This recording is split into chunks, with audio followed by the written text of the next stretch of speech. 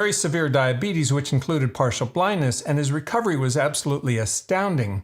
But more than that is his influence on the community. So I decided to contact him and see if he would interview with our new and still fairly small YouTube channel. Shout out to Rachel for making it happen. Eric is now one of my great heroes. Hey, Chris, how are you? Hey, Eric. I'm good. I'm How so are you? sorry. No problem. I know how packed your schedule must be. Crazy times, COVID and elections and everything else. So we're just so glad to have you. That is an amazing backdrop. It's my kitchen. Yeah. Wow. Really nice. We have that. Where do you live, if I may ask? Silicon Valley, not too far from Google. Okay. I'm sandwiched right between Google and Apple and Facebook. So, hey, congratulations on your book. It's fabulous. I don't know where I heard about it. Rachel was asking, but I could tell from the first few pages, it reads like a murder mystery or something. And it does. I mean, well, I guess that fits if you're an ex-policeman. It actually fits because we're dying because we're slowly being murdered. I know, it's awful. It's just terrible. So I guess there were several things that were astonishing about the book. The most unsurprising thing is that you got diabetes as a 56-year-old, donut-loving guy. And but then it was kind of astonishing. You went to your doctor, you got the normal prescription for insulin and so on. And somehow you started a Google search on curing diabetes. Is that right? Is that how it happened? Yes. You know what? It was probably, we were laughing about it, but it was probably because of my law enforcement background that from 22 years of not listening to stories, but doing your own investigation, it's sort of difficult to get rid of those habits. And so the first thing I said after I was told that, this is your new norm, I said, well, you know what? Let me first find out how does one get diabetes, and what are the facts on actually being able to reverse it? Is it out there somewhere? So let's do an investigation, and that's what I did. So you did an investigation, and somehow you ended up talking to Caldwell Esselstyn, the renowned cardiologist who helped Bill Clinton get over his heart disease. How did you land on him? Several doctors came up. One was Dr. Greger, Dr. Barnard, and then Dr. Esselstyn. When his name came up and I started reading his information, and of course, being able to treat our former president, who I was in admire of, what he did as a president of the United States, I said, what, let me call this guy and see if he would, pick up my call, or if he would return my call. And I was surprised to see how easy it was to actually reach out to him. He's amazingly accessible. I have friends and neighbors who have all kinds of different diseases and so on. And often I have him call Caldwell Esselstyn, and he graciously talks to them. I don't know if he charges or what, but whatever, he transforms their lives. It's amazing. He does. And his son is a real good friend.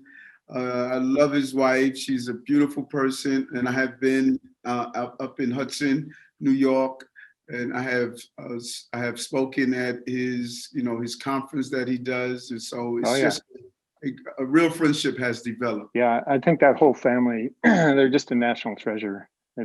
Yes.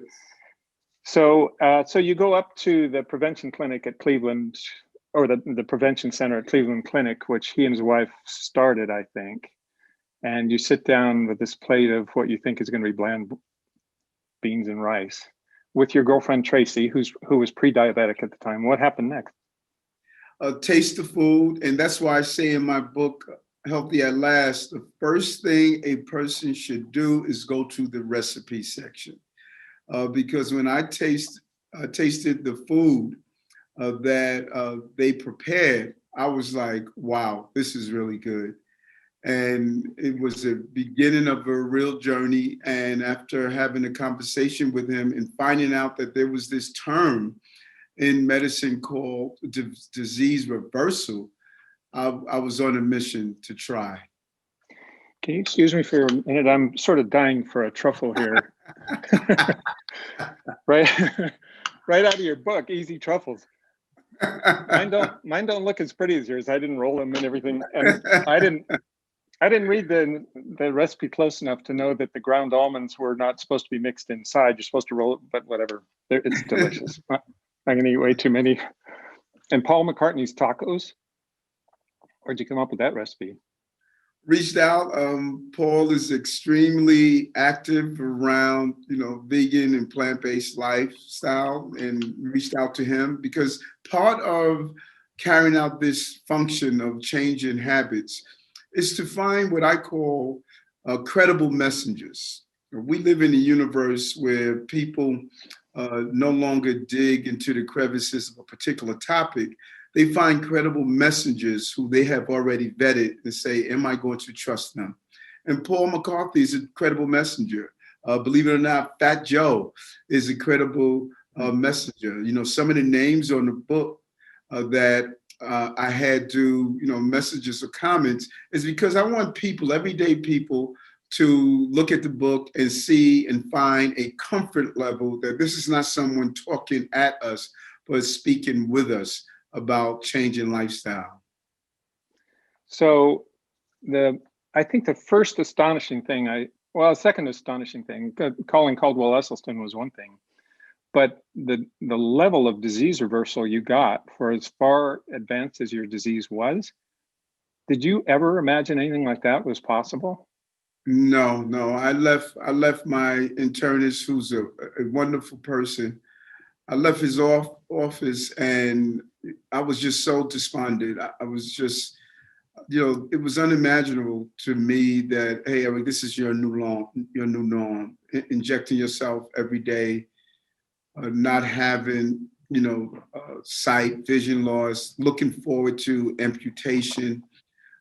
It was just, I cannot tell you how I felt when I was going home and sitting at my desk back at my office, wishing there was some way that I could do something differently. And it was just a weight. It was a heavy, heavy weight. And just remember, every day, millions of Americans in one way or another, they're giving that weight on their lives. And it's hard enough going through life than carrying the burden of a chronic disease. So those millions of people, they probably do what your mindset was in the beginning, which is, it's genetics, it runs in the family, it's the age, it's inevitable, I just have to live with it.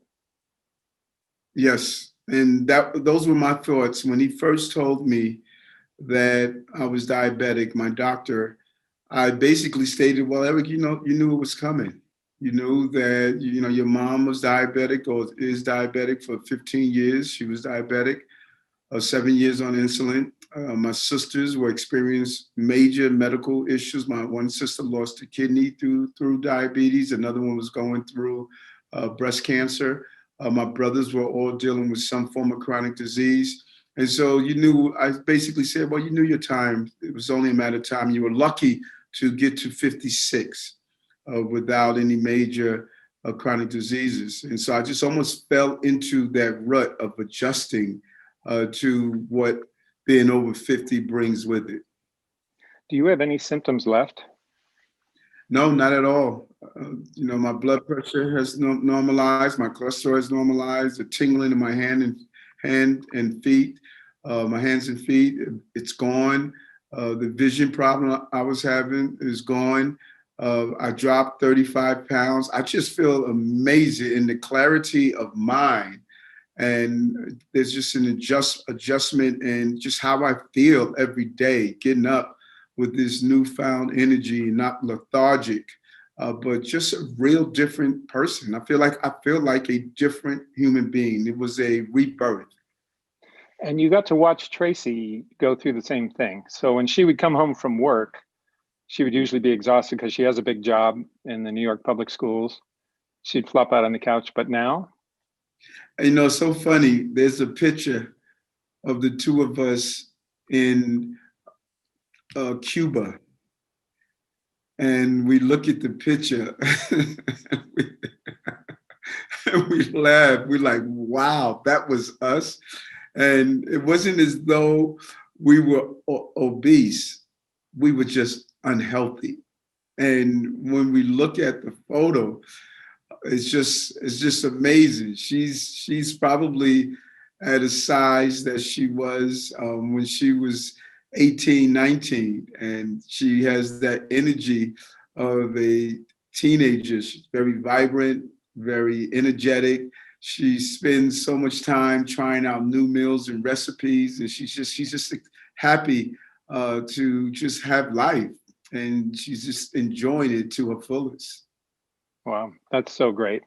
So after the success you had, and pretty quick success, you started worrying about your mother, and you mentioned how you approached her and what happened. And mom, she told me she wanted to just really stop taking the 9 medications, including insulin and diabetes. Mom was taking medication to bring down her sugar, medication to bring it up, medication to deal with the kidney problems she was having due to the medication she was taking, medication for her heart. And she just wanted to try something different. And she saw me, she was reading some of the stories and hearing some of the things in the interviews. And she said, I want to try. And I told her, I said, Mom, you spent 80 years on the Southern diet, and it means really going all in. And she says, I want to try. And 2 months of going whole food, plant-based, she was cycled off her insulin. And it was an amazing experience. And that Southern diet, you make some comments about that in the book. I've heard Milton Mills talk about that before. You referenced him in the book too. He's a Seventh-day Adventist and Stanford educated doctor and everything. And he gave a talk on how soul food is not healthy food. It was plantation food, slave food. Can you describe that a little bit?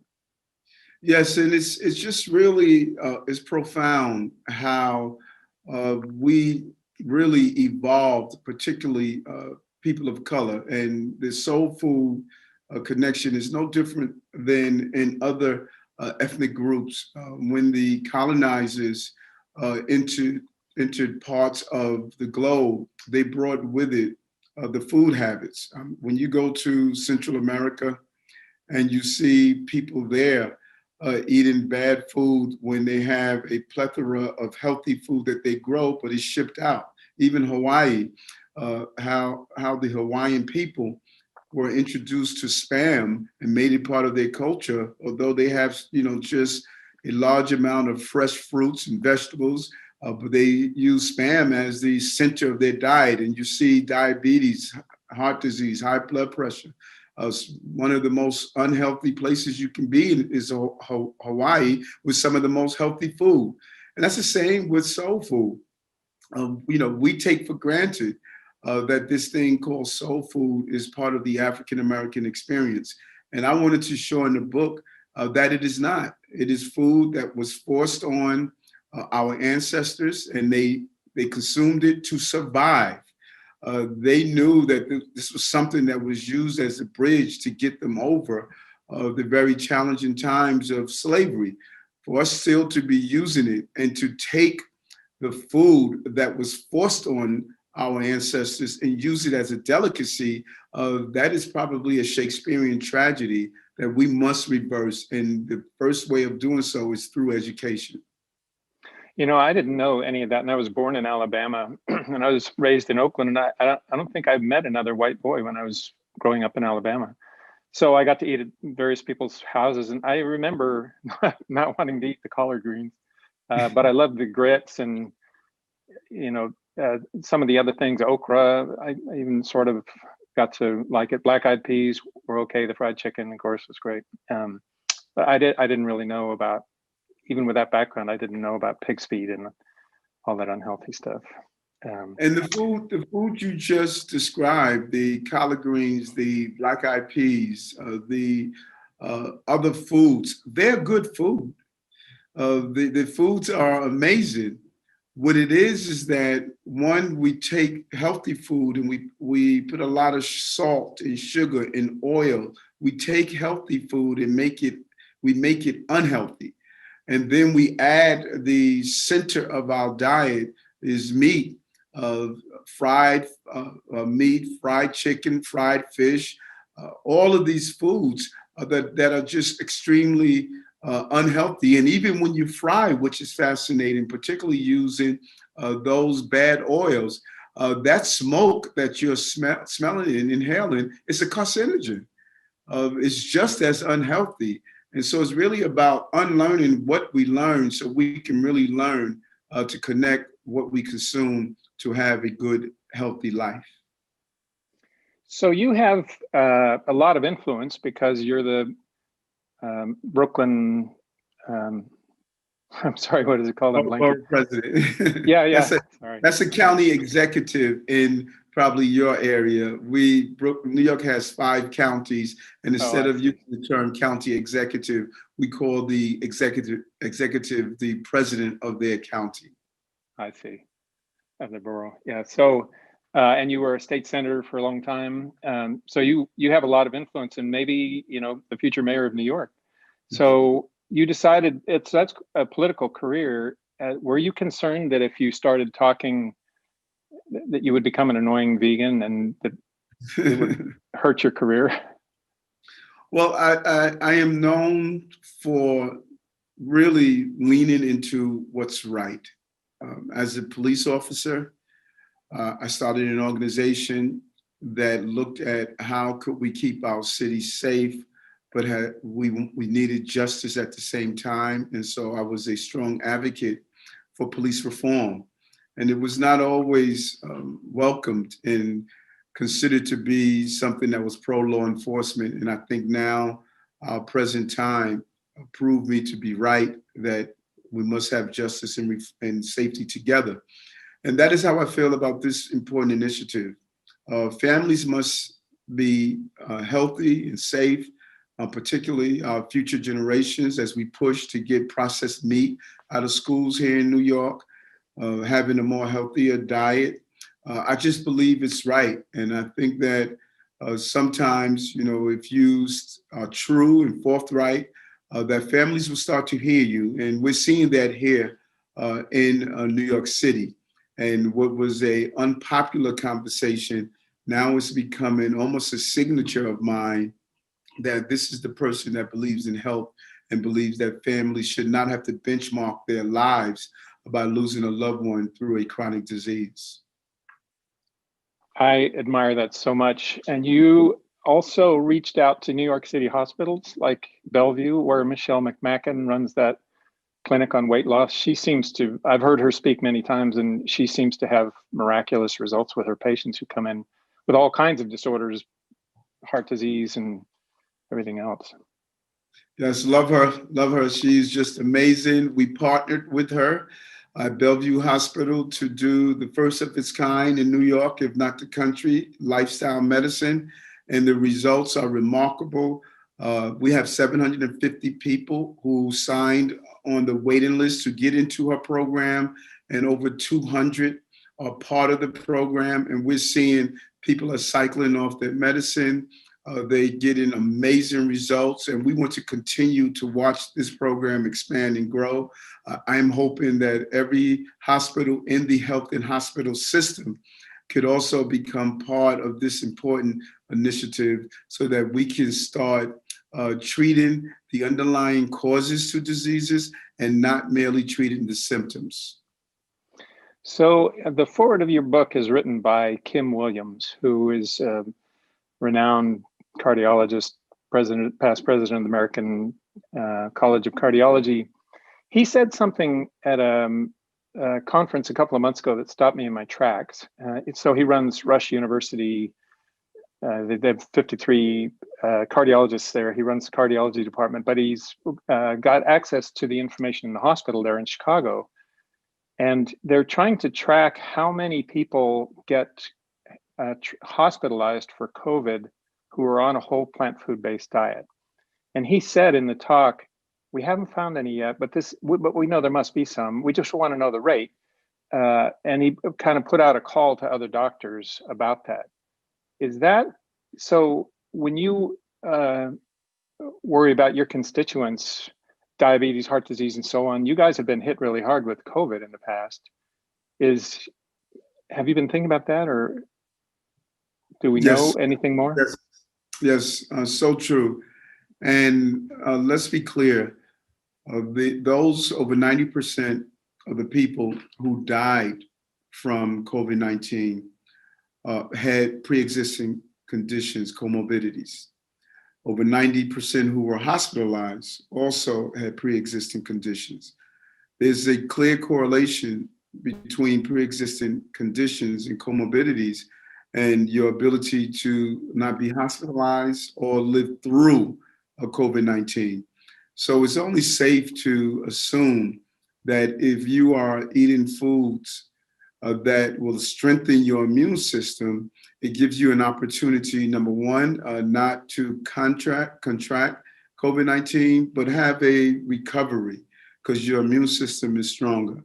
And I believe the city, state, and country, we missed a golden opportunity to introduce people to a more healthy lifestyle based on what they eat, as well as ensure that we introduce this into our hospitals as we look at potential treatment. And I believe that we're going to have a small number of people who were hospitalized that have if they have a plant-based diet. Yeah, I mean, you know, we talked about masks and washing hands and social distancing, great things, but nobody was talking about diet, and it just seemed like a lost opportunity there. It was almost excluded from the entire conversation. I did not hear one leader on the national, state, or city level delve into the importance of diets. They ignored it, and we talked about it often, but there was no real push behind the importance of diet. Why is that? I think it's a number of things. Number one, they don't believe, and belief is important. Belief is the start of moving in the right direction. Number two, it's unfortunate that our healthcare industry really, I believe, is influenced by the pharmaceutical industry. And we believe in treatment, we believe in prescriptions, we believe in how do you treat those symptoms and not the reasons. Lifestyle is something that is not pushed. And I think that it has an impact on how the experts are talking about how we address of COVID-19, pandemics, and other health care chronic diseases. You know, one thing I was thinking of you the other day when I'm quite fascinated by the Adventist 2 study, 96,000 people that they're studying from North America and Canada, and 30% of them are Black. And I think a lot of the perception is they're mainly from people near Los Angeles, Loma Vista, and but 30% are Black, and a lot of them are living in the American South. And yet that population taken as a whole is the longest lived, most disease-free population in the world, no matter where they live, whether it's Japan, Norway, you know, the American South. And it doesn't seem to matter their race or ethnicity. And their code is so simple. It's just one sentence everyone can remember. It's focused on food, which is eat vegetables, fruit, beans, whole grains, and nuts in as close to their natural state as possible. Everybody can understand it. Everybody can remember it. They wrote it in 1863. 20 million of them are the longest lived population in the world. They're hidden in plain sight. And so someone like you goes to the doctor and doesn't hear anything about that.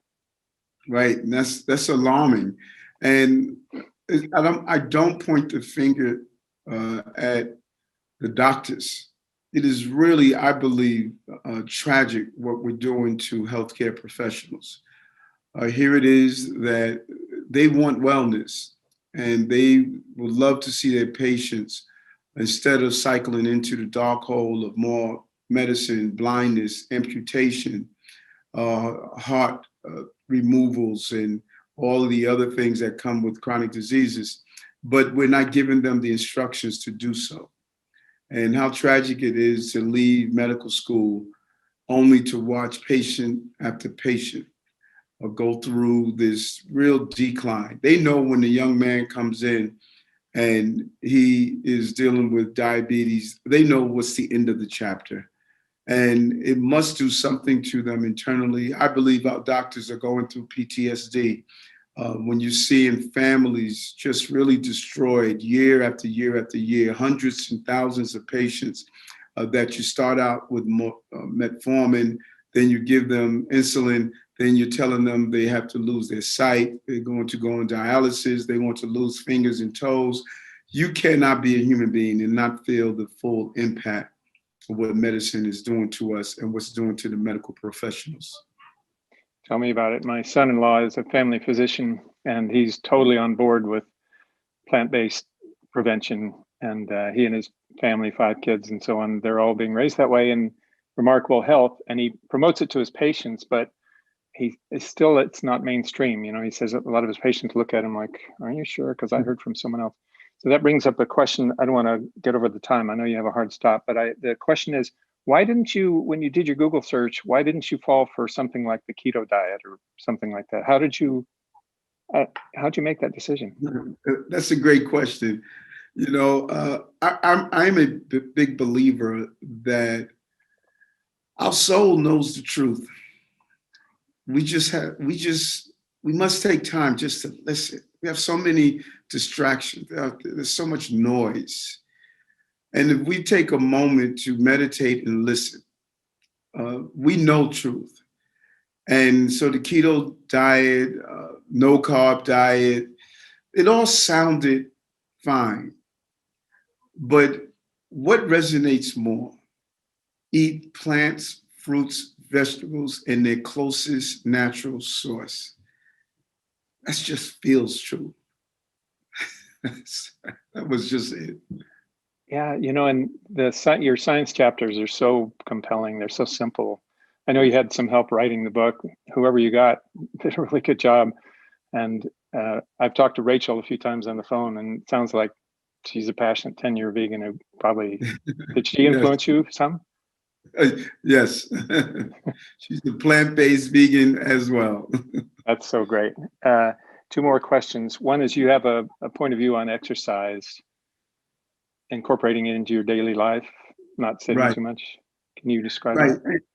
And we often make this complicated. I tell people their Stairmaster, it's just their stairs. You know, use a standing desk. Find creative ways if you can. Do jumping jacks every 15, 20 minutes. You know, stand up from your chair. Walk around the block, walk around your room. Right now in my office, I run up and down the office. You know, find ways to move. Redefine the term exercise. It means simply to move your body. And we often make it more complicated than it is. Take those walks around the block, have standing meetings, just find creative ways to incorporate movement into your life. That's so great. I really love that. I'm interviewing a gastroenterologist later this afternoon about the microbiome, and he said one of the best things you could do is not sit, keep it moving down there. So final question, you have a 100-point plan, which you're known for, 100 points a day. I'd love to hear about that. It's just a way to incorporate kindness into your life. You know, I start the day looking to have 100 points. And it's simple things. It could hold the door for someone. That's 1 point. Find a meal for someone who's in need, maybe 5 points. You know, just giving someone a smile is a point. And at the end of the day, you want 100 points. Whatever number is the gap between the 100 points. If it's 82, that's you're missing 20 points. Put $20 in a jar. At the end of the week, you donate that to a meaningful cause. And so it's just being intentional about giving back, not letting it be an accident or stating that, wow, I didn't do something kind today, but just to build it into your life. I think that we all have to deposit into the social bank of life. So when we need to draw on equity, there's something there. And if you don't deposit anything, then you won't need it when it's time to withdraw for yourself. I'm telling you, you're an inspiration. It's just, it restores my faith. Not that I was lacking faith in the police or all politicians, but here's a politician and a former policeman who lives their life that way. I just, I salute you. Thanks so much. I know you have another thing to go to. I'll edit this together and send it to Rachel for her to approve. Thank you very much. Take care. Thanks. You too.